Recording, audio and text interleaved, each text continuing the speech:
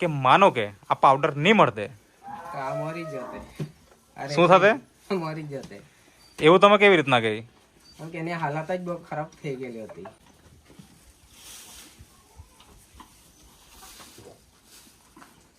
નમસ્કાર પશુપાલક મિત્રો, આજે આપણે એક પશુપાલકને મળવા માટે આવેલા છે. તો એમને આ ગાયને કંઈક સમસ્યા હતી, શું હતી એ એમના પરિચય સાથે આપણે જાણીશું. તો સૌપ્રથમ તમારો પરિચય આપો. શું નામ છે તમારું? મારું નામ કમલેશ કુમાર કલ્યાણભાઈ ગામિત. અને ગામ કયું તમારું? દાદરિયા. દાદરિયા. દાદરિયા એટલે તાલુકો કયો? વાલોડ. હલોડ. ને જિલ્લો? તાપી. તાપી. ઓકે. તો આ જે પશુપાલન છે તમારા અહીંયા તમારા જ છે ને? તમારી જ ગાયો છે ને બધી? હા, બધી અમારી જ છે. હા. તો કેટલા વર્ષથી પશુપાલન કરો છો તમે? એ તો 25-30 વર્ષ થઈ ગયા. 30 વર્ષ થઈ ગયા. અચ્છા. તો મને એ જણાવો કે આજે પશુપાલનમાં ઘણા બધા પશુપાલકોને અલગ અલગ ટાઈપની તકલીફ આવતી હોય, ગાયોને અલગ અલગ બીમારીઓ આવતી હોય, તો એટલે પશુપાલક ઘણા બધા પરેશાન છે આજે. તો તમને તમારે ગાયોમાં શું પ્રોબ્લેમ આવતા? અને સ્પેશિયલી આ ગાયની વાત કરીએ તો આને કંઈક પ્રોબ્લેમ હતા. શું પ્રોબ્લેમ હતા એ થોડીક વાત કરો. આ ગાય બેહાડ પડી ગયેલી હતી.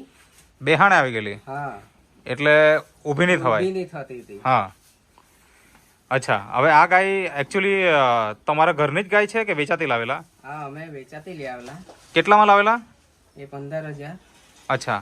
હવે આ ગાયને જોઈને એવું લાગતું નથી કે 15,000? આના તો કમસે કમ 25-30,000 રૂપિયા વગર કોઈ નહીં આપે. તો તમને કેમ સસ્તામાં આપી દીધી? આ થોડીક એ કમજોર હતી એટલા માટે. કમજોર હતી? હા. અચ્છા. એટલે લાવ્યા ત્યારે જ. આ કયું વેતર? આ ત્રીજું. ત્રીજું વેતર. અત્યારે ત્રીજું. કયા ગામથી લાવેલા? એ કરણખેડ. કરણખેડથી. અચ્છા. 15,000માં? હા. કમજોર છે એટલે 15,000માં તમને આપી દીધી. બરાબર. પછી લાવ્યા પછી શું થયું? કેટલાક સમય પછી વિયાણ થયું? ને બેહાણે ક્યારે આવી? એ હું લાવ્યા ને બીજે દિવસે જ વહેણ પડી ગયેલી હતી. અચ્છા. હા, એટલે તમે લાવ્યા અહીંયા તમારે ત્યાં કરણખેડથી અને લાવ્યા એટલે બીમાર થઈ ગઈ? હા, બીમાર જ. બેહાણ જ આવી ગઈ? હા, ઊભી નહીં થતી હતી. પછી ઊભી કરવા માટે શું કરવું પડતું? ઊભી થવા માટે ડોક્ટર પહેલા તો બોલાવ્યા. અચ્છા. પણ તેનાથી કઈ રિઝલ્ટ નહીં આવ્યું. એટલે શું કર્યું પછી? ટ્રીટમેન્ટ શું કરી? ડોક્ટરે ટ્રીટમેન્ટ શું કરી? ડોક્ટરે બધું બાટલા નાતે કરી ગયા. હા. પછી બી ઊભી નહીં થઈ? તો બી તમે ઊભી કરવા માટે તમે કઈ કરતા કે નહીં કરતા કઈ? અમે ઊભી કરવા માટે પછી આ એક પાવડર હતો. અચ્છા. આ નેટસપ કંપનીનો પાવડર છે, પેટવેટ. અચ્છા. જ્યારે ડોક્ટરે ટ્રીટમેન્ટ કરી અને રિઝલ્ટ નહીં આવ્યું નહીં આવ્યું એટલે તમે આનો ઉપયોગ કર્યો. આનો ઉપયોગ કર્યો. તો પહેલી વાત તો તમે અમને જણાવો કે આ માહિતી મળી ક્યાંથી આ વસ્તુની? આ માહિતી એક ભાઈ આવેલા હતા. હા. તેમણે અમને કીધું કે આપણે આ પ્રોડક્ટ છે તો આ વાપરી. કયા ભાઈ? આ ઇમરાનભાઈ. અચ્છા. અહીંયા જે ઉભેલા છે આ ઇમરાનભાઈ, એમના મારફતે તમને આની માહિતી મળી? હા. અચ્છા. પછી કેવી રીતના ખવડાવ્યું એને? પાવડર જે કોક આવે અંદર તે દાણ સાથે અમે આપતા હતા સવાર સાંજ. તો એ 15 દિવસ સુધી જેવું આપ્યું એટલે ઊભી થઈ ગઈ ગાય. અચ્છા. 15 દિવસ? હા, 15 દિવસ બી નહીં થયા. કેટલા ટાઈમ? સવાર સાંજ 2 ટાઈમ કે 1 ટાઈમ? 2 ટાઈમ. 2 ટાઈમ. 2 ટાઈમ દાણ સાથે? દાણ સાથે. અચ્છા. કેટલી ચમચી ખવડાવતા? એક સવારે ને એક સાંજે? સવાર સાંજ. એવું 15 દિવસ ખવડાવ્યું. હા. એટલે આ જે ગાય બેસાણે આવી ગયેલી હતી એ ઊભી થઈ ગઈ. બરાબર. હવે આ ગાયનું મતલબ અહીંયા આવીને પછી વિયાઈ કે પહેલાથી વિયાયેલી જ હતી? ના, અહીંયા આવીને જ પછી કમ્પ્લીટ વિયાણ બી થઈ ગયું. એટલે બેસાણે આવી, ઊભી થઈ ગઈ પછી વિયાણ થયું? હા. અચ્છા.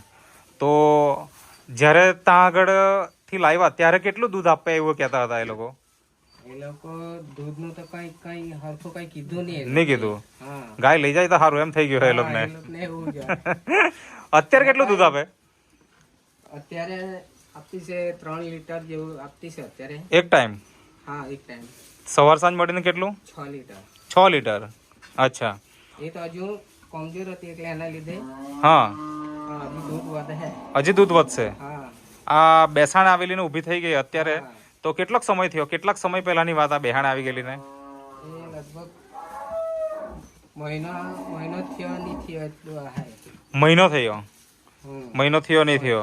બરાબર ને? એટલે હજુ તો દૂધની પણ શરૂઆત જ છે. શરૂઆત જ છે હજુ. ના પેટ રેગ્યુલર ખવડાવશો તો 100% દૂધમાં વધારો થવાનો જ છે. હા એ તો થવાનું બરાબર. છે. હવે મને એ જણાવો કે માનો કે આ પાવડર નહીં મળતે તો આ મરી જતે. અરે શું થતે? મરી જતે. એવું તમે કેવી રીતના કહી? કેમ કે એની હાલત જ બહુ ખરાબ થઈ ગયેલી હતી. અચ્છા, એવા અનુભવ કોઈ ખરા કે તમારા? હા મારા ઘરના જ અનુભવ એ. અચ્છા, હા કે બેહાણ આવી જાય પછી ગાય ઊભી નહીં ઊભી જ નહીં થાય, મોટા ભાગે તો જતી જ રહે એમ. જતી જ રહી. એવા આજુબાજુના પશુપાલકોનું બી એવું જ થાય? હા આવું જ થયું અમારા સામે બી આવું જ થયું એક જણનું. હમ. કે બેહાણ પડી ગયેલી હતી હમ. મરી ગઈ એ બી. અચ્છા, ટ્રીટમેન્ટ કરાવી એને હા ટ્રીટમેન્ટ કરાવી પણ તો બી મેર નહીં પડ્યો. મરી નહીં પડ્યો. બરાબર છે. હવે આ પાવડર એમ કહેવાય કે તમારી ગાયને નવું જીવન પણ આપ્યું કહેવાય. હા દૂધનું ઉત્પાદન પણ અત્યારે મળી રહ્યું છે. બરાબર ને? તો તમને ઘણા બધા ફાયદા કરી આપ્યા કહેવાય. જ્યારે પહેલી વખત આ પાવડર લીધેલો તે દિવસે તમને વિશ્વાસ હતો કે આ રિઝલ્ટ આપે એમ? સાચું જ બોલજો. આ તો હવે વાપરી રહ્યું એટલે અમને લાગ્યું કે ચાલ આ નહીં વાપરો પહેલા? વાપરવા પહેલા તો એવું લાગતું જ હતું હા. કે આ રિઝલ્ટ આવે છે કે નહીં આવે છે મનમાં પ્રશ્ન હતા. હતા પણ પછી એવું ચાલ રિકવરી બરોબર આવવા લાગી ગઈ એટલે લાગ્યું ચાલ હવે નહીં વાંધો આવે. બરાબર. તો ખરેખર બહુ જ જોરદાર રિઝલ્ટ છે. પશુપાલક મિત્રો, તમે આ વિડીયો જોઈ રહ્યા હોય તો આજે જ આ પેટવેટ તમે મંગાવી લો, વાપરો અને આવું રિઝલ્ટ મેળવો. કારણ કે આવા એક પશુપાલક નહીં, અનેક પશુપાલકના અમે વિડીયો લીધા છે અને એમના તરફથી અમને પોઝિટિવ ફીડબેક મળ્યા છે. તો બીજા પશુપાલકને તમારે શું કહેવું છે આ પાવડર વિશે? આ જ પાવડર વાપરવાનો વિશ્વાસ રાખીને વાપરવાનું ચાલુ કરો. હા બરાબર ને? બધાય જ વાપરવાનો આ. બરાબર. તો અત્યારે હવે તમે તમારે ત્યાં બીજી આ ગાય એવો છે એને ખવડાવવાનું ચાલુ કર્યું કે નથી કર્યું? એમને ચાલુ કરેલું જ છે અત્યારે. અચ્છા, હા ઓકે, આને રિઝલ્ટ જોઈને પાછું બીજાને ચાલુ કરી રહેલું છે. બરાબર, ઓકે. તો તમે જે ઇન્ટરવ્યુ આપ્યો તે બદલ તમારો ખૂબ ખૂબ આભાર.